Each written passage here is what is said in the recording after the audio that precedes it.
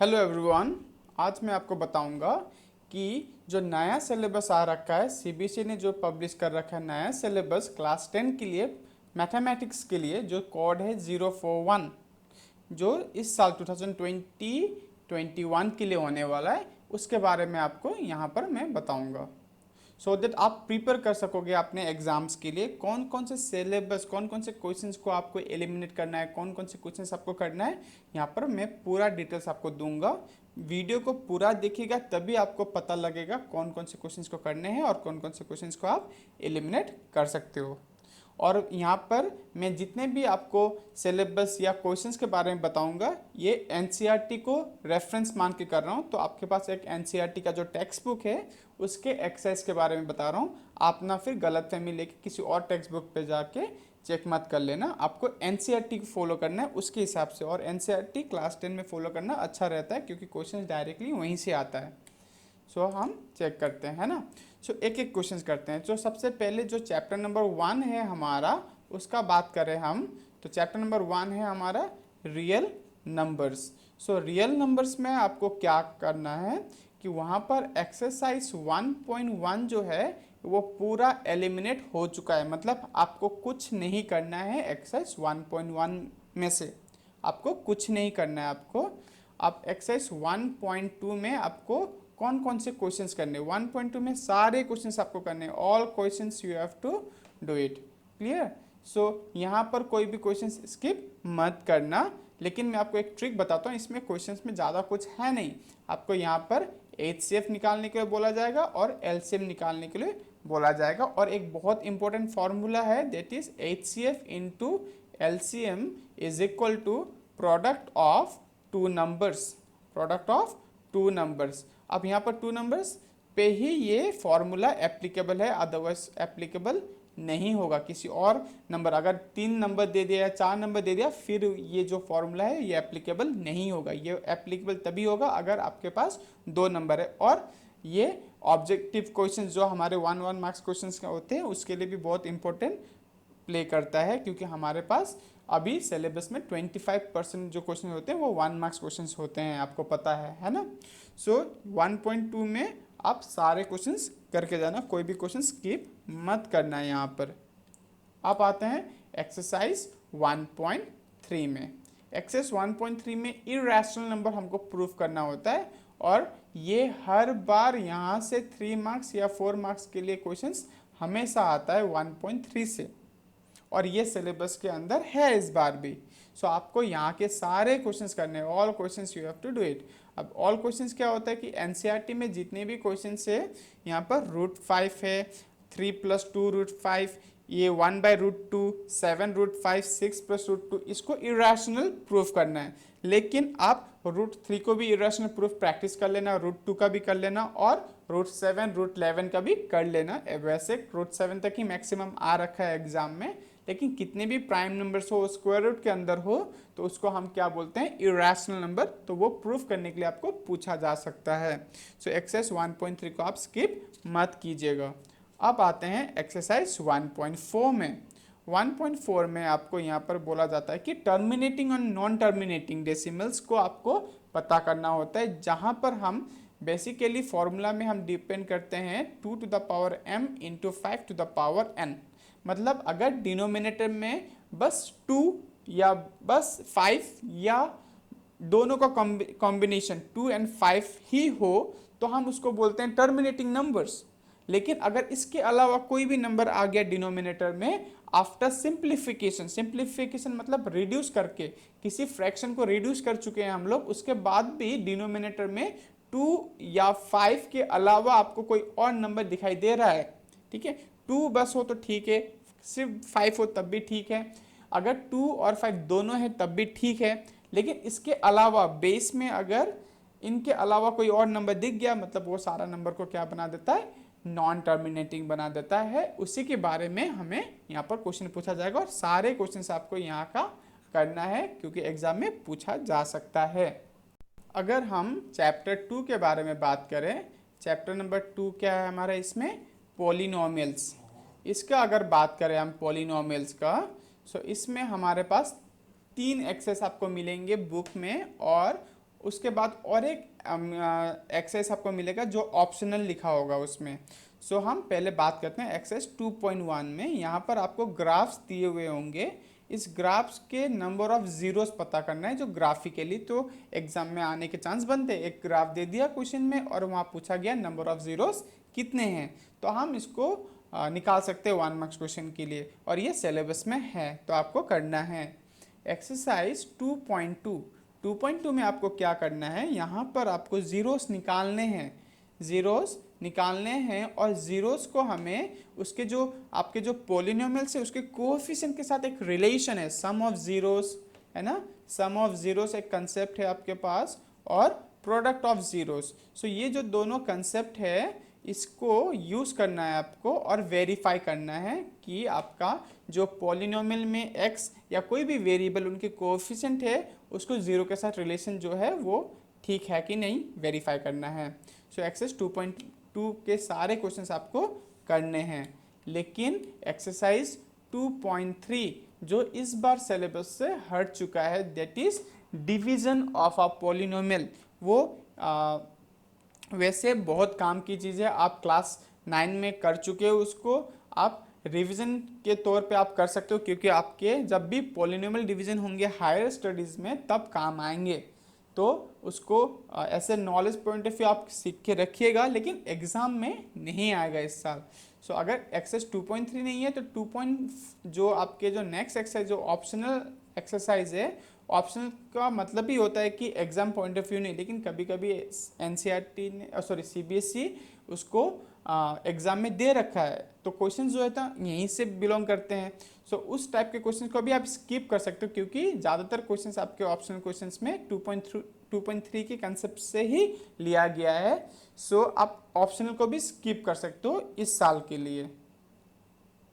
अब हम chapter number 3 का बात करते हैं। चैप्टर नंबर 3 कौन सा टॉपिक है, pair of linear equations, pair of linear equations in 2 variables.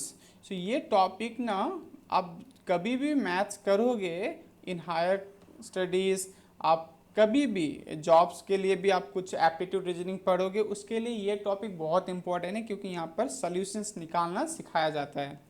ठीक है, सो अब यहाँ पर हम एक्सरसाइज वाइज चेक करते हैं। एक्सरसाइज 3.1 सबसे पहले। तो 3.1 में बेसिकली 3 क्वेश्चंस है आपके पास स्टेटमेंट क्वेश्चंस में, जहाँ पर आपको इक्वेशंस फ्रेम किया जाता है।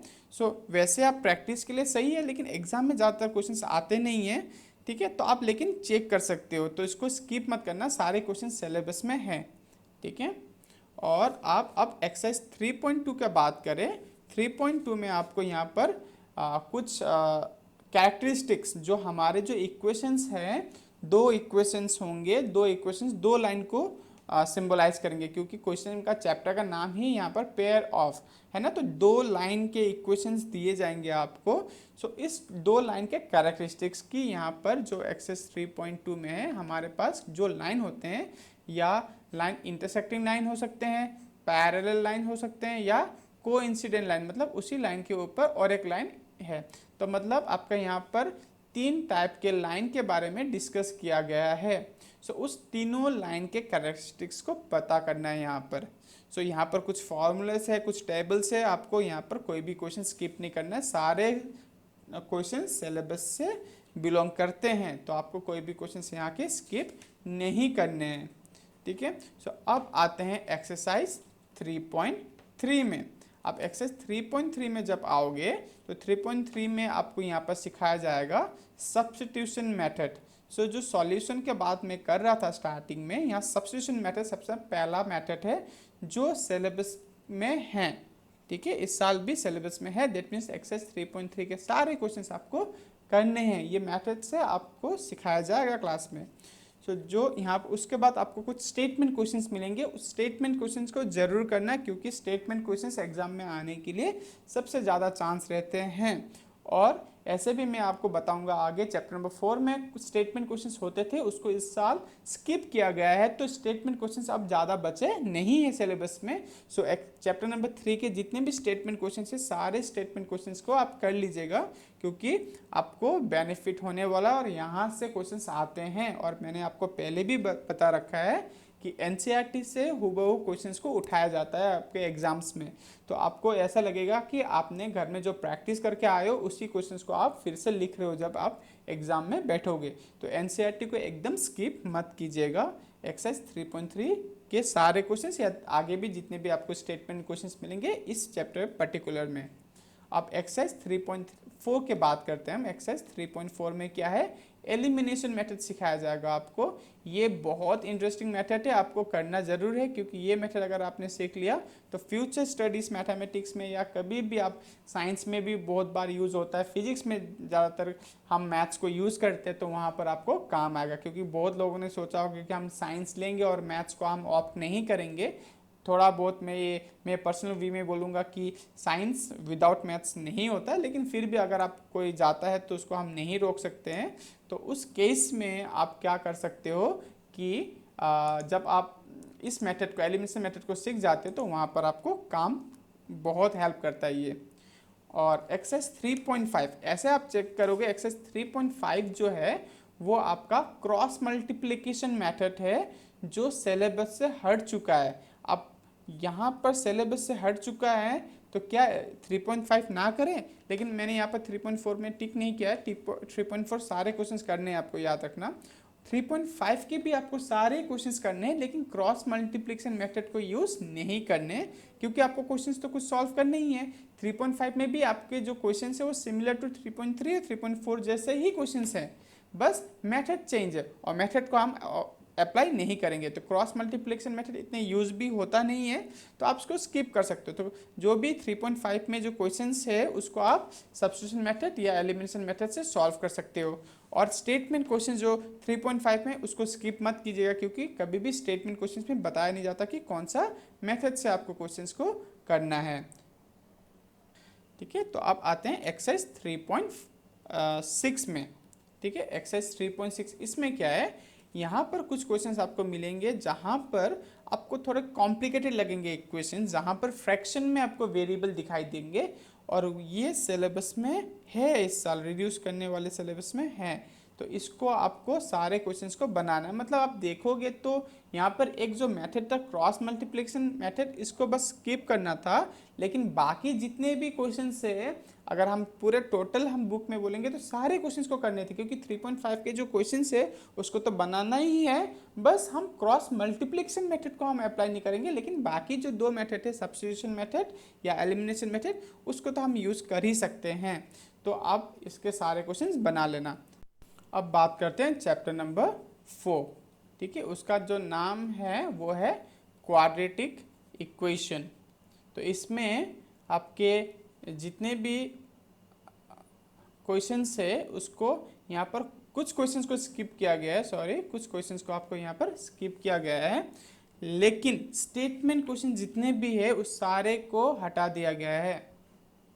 सारे क्वेश्चंस जो स्टेटमेंट क्वेश्चन है इस चैप्टर के उसको स्किप कर दिया गया है। मतलब इसको आप नहीं करोगे तो चलेगा, इस साल के लिए नॉलेज पॉइंट ऑफ व्यू आप कर सकते हो, लेकिन एग्जाम में नहीं आएगा। अब एक्सरसाइज 4.1 से हम स्टार्ट करते हैं।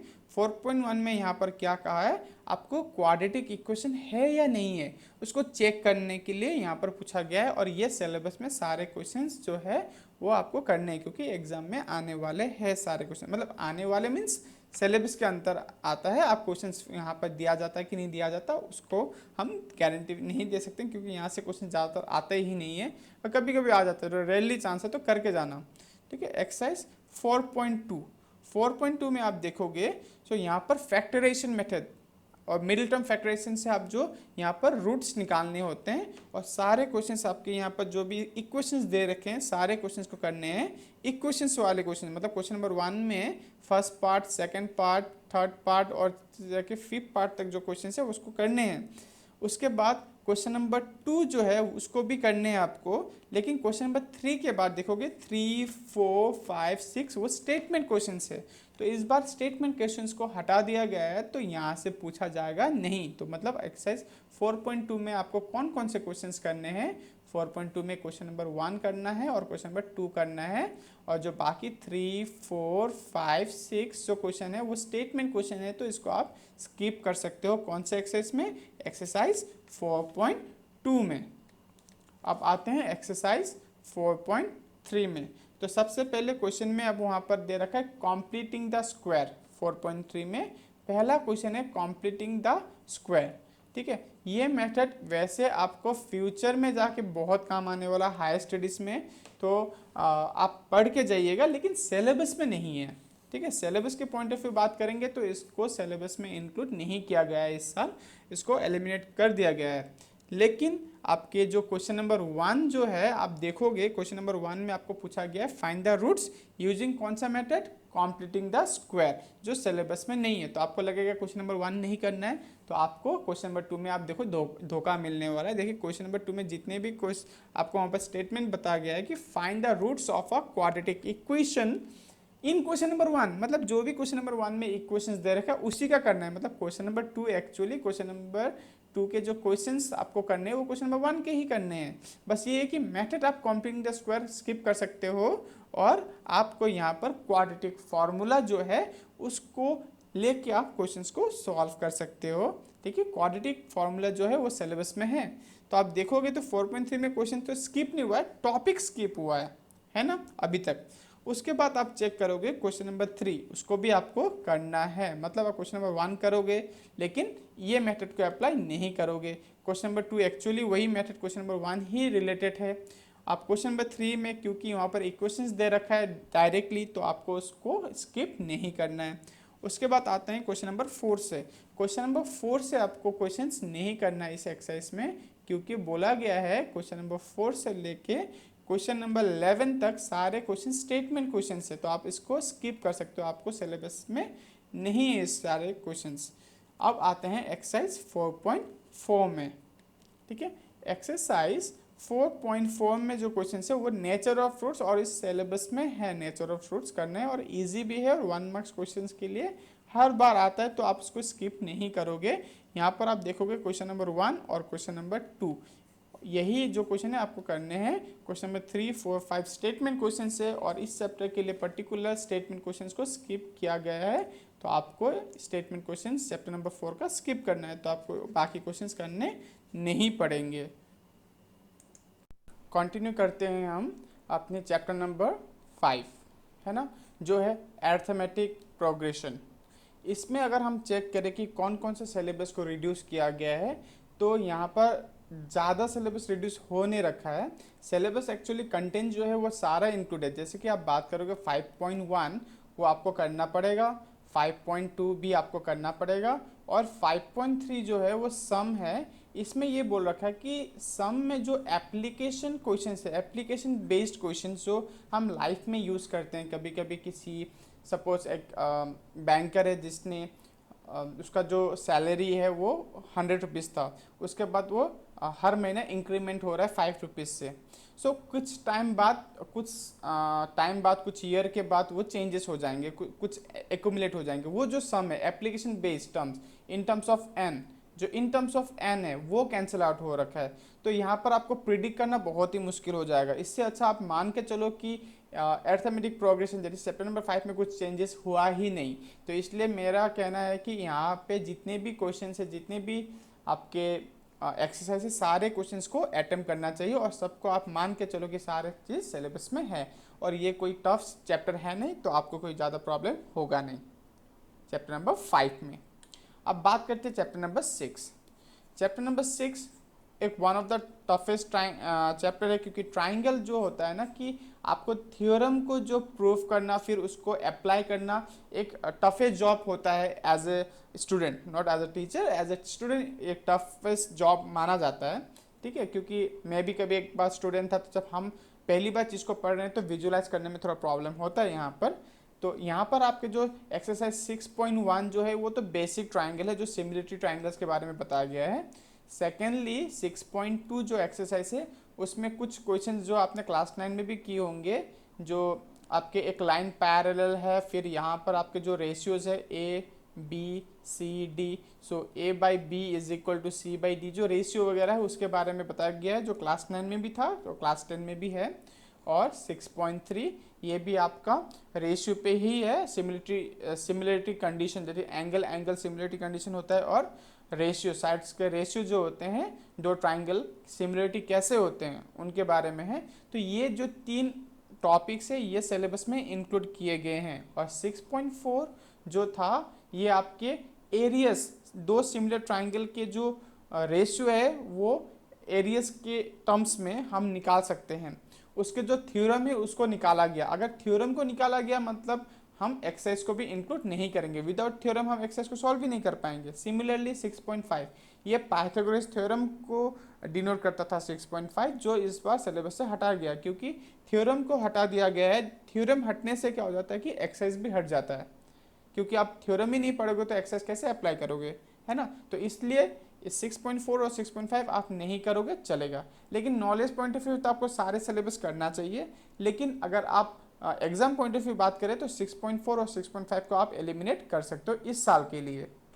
अब बात करते हैं हम लोग चैप्टर नंबर 7 जो है कोऑर्डिनेट जियोमेट्री। इसमें कौन सा पोर्शन एलिमिनेट हो रखा है? इसमें आप देखोगे आपके पास 3 एक्सरसाइज है, एक्सरसाइज 7.1, एक्सरसाइज 7.2 और एक्सरसाइज 7.3। 7.1 है डिस्टेंस फार्मूला के कंसेप्ट से और वो सिलेबस में है। सेकंड है सेक्शन फार्मूला जो इस साल सिलेबस में है। और तीसरा जो है वो है एरिया ऑफ ट्राइंगल। आप इसमें आप दुख मना सकते हो क्योंकि ये जो ट्राइंगल, एरिया ऑफ ट्राइंगल था वो इजी था, लेकिन इस बार एलिमिनेट कर दिया गया है इसको। तो 7.3 आपको नहीं पढ़ने से भी काम चल जाएगा। तो मैंने पहले भी बोल रखा है, आप नॉलेज पॉइंट ऑफ व्यू पढ़ना चाहते हो तो पढ़ सकते हो, लेकिन सिलेबस के हिसाब से इस बार बोर्ड के एग्जाम के हिसाब से बस 7.1 और 7.2 ही सिलेबस में है। इसके सारे क्वेश्चंस कर लेना। अब बात करते हैं चैप्टर नंबर 8 का। चैप्टर नंबर 8 बहुत इंपॉर्टेंट टॉपिक है। ये है आपका ट्रिगोनोमेट्री। ठीक है, ट्रिगोनोमेट्री में आप बात करते हो तो इसमें आपको एक्सरसाइज 8.1 मिलेगा, एक्सरसाइज 8.2 मिलेगा, एक्सरसाइज 8.3 मिलेगा और एक्सरसाइज 8.4 मिलेगा। तो मैं पहले भी बता रखा है मैंने कि ये जो एक्सरसाइज में जो ले रहा हूँ ये एनसीईआरटी को रेफरेंस मान के ले रहा हूँ, है ना। तो आप कहीं और किसी और किताब में आप कंफ्यूज मत हो जाइएगा, क्योंकि एक्सरसाइज 8.1, 8.2, 8.3, 8.4 या कोई भी एक्सरसाइज मैंने पहले भी किसी दूसरे टॉपिक के लिए ले रखा है तो वो सारे एनसीईआरटी को रेफरेंस मान के ले रहा हूँ। 8.1 यहाँ पर सिंपल कैलकुलेशंस है, हाइपोटेनस के, परपेंडिकुलर के और बेस के जो रिलेशन है, ट्रिगोनोमेट्री को कैसे स्टार्ट किया जाता है उसके बारे में है। तो ये सिलेबस में इंक्लूड किया गया है। सेकंड जो टेबल बेस्ड है, मतलब टेबल में आप देखोगे 0 डिग्री, उसके बाद 30 डिग्री, 45 डिग्री, 60 डिग्री और 90 डिग्री। इसके बेस में आपको कुछ ट्रिगोनोमेट्रिक एंगल्स यूज होंगे जहां पर आपको क्वेश्चन सॉल्व करने होते हैं। नॉर्मल कैलकुलेशन से बस वैल्यू देखने हैं ट्रिगोनोमेट्रिक टेबल से और आपको सब्स्टिट्यूट करने हैं और आपके नॉर्मल कैलकुलेशन, ठीक है, जहां पर ज़्यादातर क्वेश्चंस फ्रैक्शन के फॉर्म में होते हैं, बस उसको सॉल्व करना है। तो ये भी सिलेबस में है। 8.3 जो कॉम्प्लीमेंट्री एंगल, जो आपको ये जो 5 एंगल, इनके अलावा कुछ और एंगल दिखाई देंगे जैसे कि 20, 25, 73, 27 एंड ऑल। उस टाइप के एंगल्स जो है उसको बोलते थे कॉम्प्लीमेंट्री एंगल्स, यूज करके हम उसको सॉल्व करते थे, जो सिलेबस से हटा दिया गया है। अब बात करते हैं एक्सरसाइज 8.4। 8.4 जो है आइडेंटिटीज पे है और ये सिलेबस में इंक्लूड किया गया है। लेकिन आप देखिएगा एक्सरसाइज 8.4 में आप देखोगे क्वेश्चन नंबर 3 जो है वो वहाँ पर आइडेंटिटीज का भी है और कॉम्प्लीमेंट्री एंगल का भी कंसेप्ट है। So that means question number 3 को आप सिलेबस से हटा सकते हो एक्सरसाइज 8.4 का, क्योंकि ये जो क्वेश्चन है ये आपकी कॉम्प्लीमेंट्री एंगल से रिलेटेड है। तो कॉम्प्लीमेंट्री एंगल टॉपिक में है ही नहीं, तो आप उस क्वेश्चन को भी आप एलिमिनेट कर सकते हो। बाकी जितने भी क्वेश्चन है एक्सरसाइज 8.4 के, आपको सारे क्वेश्चन करने पड़ेंगे। अब बात करते हैं हाइट एंड डिस्टेंस, जो चैप्टर नंबर 9 है। चैप्टर नंबर 9 में हाइट एंड डिस्टेंस, इसमें कोई भी सिलेबस से रिड्यूस नहीं किया गया है। बस यहाँ पर आपको एक बात याद रखना पड़ेगा, एनसीईआरटी में आपको एक क्वेश्चन मिलेगा, मोस्ट प्रोबेबली क्वेश्चन नंबर 15 या क्वेश्चन नंबर 16, मुझे एग्जैक्टली याद नहीं है, क्वेश्चन नंबर 15 या क्वेश्चन नंबर 16 है ना। इसमें आपको एक क्वेश्चन है जहाँ पर कॉम्प्लीमेंट्री वर्ड दिया गया है, कॉम्प्लीमेंट्री वर्ड, क्योंकि इस साल सिलेबस से कॉम्प्लीमेंट्री पार्ट हट चुका है, तो ये क्वेश्चन भी उस सिलेबस में बोर्ड पॉइंट ऑफ व्यू नहीं होना चाहिए। ठीक है। सो आप उस क्वेश्चन को एलिमिनेट कर सकते हो। टोटल 16 क्वेश्चन है, उसमें से एक क्वेश्चन एलिमिनेट करना है बस। अगर आप करना चाहते हो तो ईजी, वैसे इतना टफ है नहीं, बस एक ही फॉर्मूला से काम चल जाएगा। वैसे भी मुझे लगता है कि आपने कॉम्प्लीमेंट्री एंगल सीख रखा होगा, अगर आपको नॉलेज पॉइंट ऑफ व्यू बात करना हो तो वैसे भी आप उस क्वेश्चन को कर सकते हो। लेकिन बोर्ड के लिए वो प्रिपेयर नहीं करते हो, जैसे आपसे नहीं बन रहा है तब भी कोई प्रॉब्लम है नहीं, क्योंकि कॉम्प्लीमेंट्री वाला पार्ट आपके सिलेबस में इंक्लूड नहीं किया गया है इस साल के लिए। अब बात करते हैं चैप्टर नंबर 10 जो है सर्कल्स।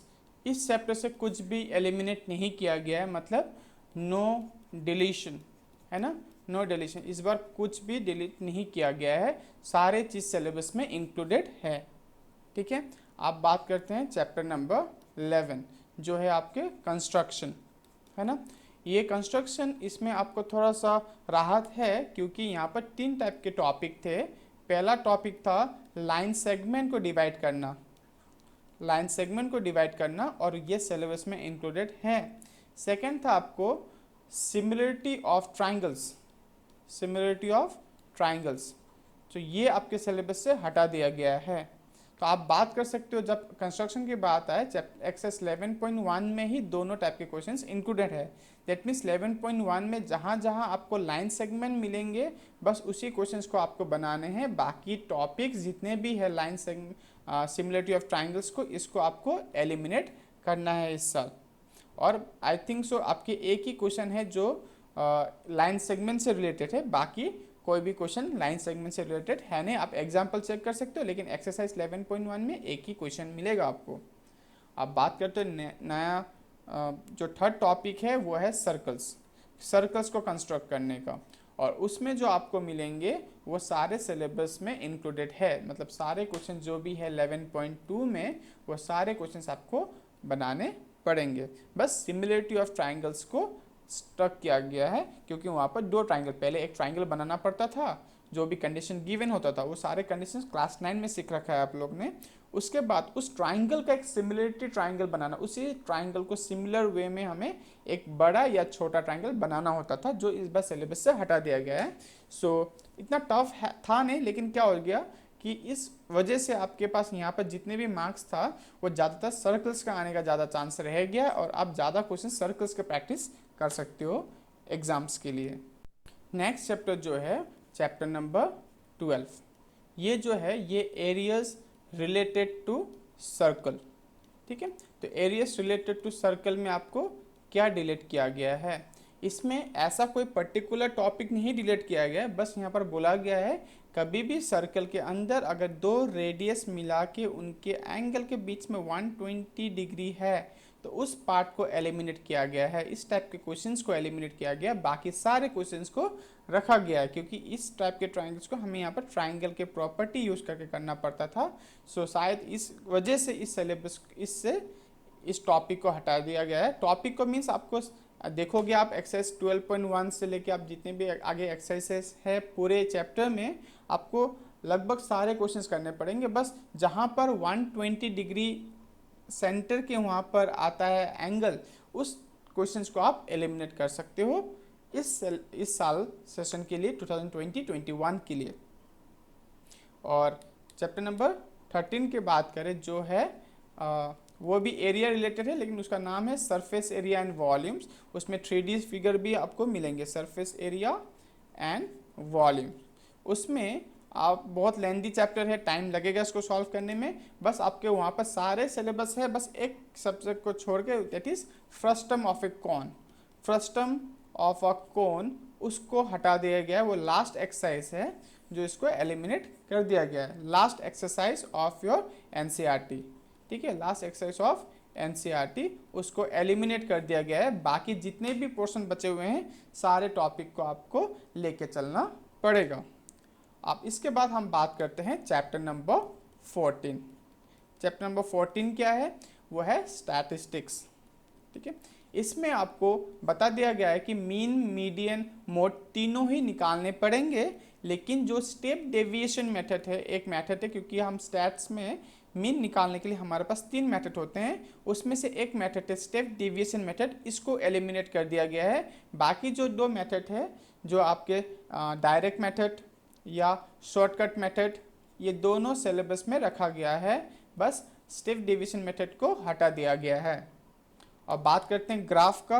ग्राफ को इस बार फ्रीक्वेंसी ग्राफ जो होता था उसको हटा दिया गया है, तो इस बार ग्राफ आपको नहीं करना पड़ेगा स्टैटिस्टिक्स का, जो एक्चुअली लास्ट एक्सरसाइज बिलोंग करता था। मीडियन का कंसेप्ट से वो किया जाता था, फ्रीक्वेंसी क्यूमुलेटिव फ्रीक्वेंसी ग्राफ बोला जाता था उसको इस बार हटा दिया गया सिलेबस से। तो आपको यहाँ पर मीन करना पड़ेगा, बस मीन आपको दो ही तरीके से, डायरेक्ट एंड शॉर्टकट, एंड आपको मोड भी निकालना पड़ेंगे फॉर्मूला यूज़ करके, और मीडियन भी निकालना है फॉर्मूला यूज़ करके।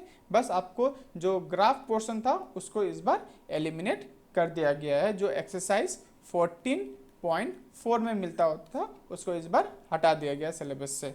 अब बात करते हैं लास्ट चैप्टर प्रोबेबिलिटी का।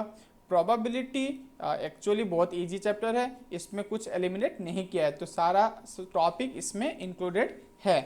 ठीक है, तो आप सारा टॉपिक इसके करके जाओगे, बहुत इजी टॉपिक है, इसमें कोई प्रॉब्लम नहीं, तो नो डिलीशन आप बोल सकते हो, सारे टॉपिक इसमें इंक्लूडेड है। दैट मीन्स आप सारा टॉपिक जितने भी एक ही एक्सरसाइज है बुक में, वो एक्सरसाइज आपको करके जाना पड़ेगा।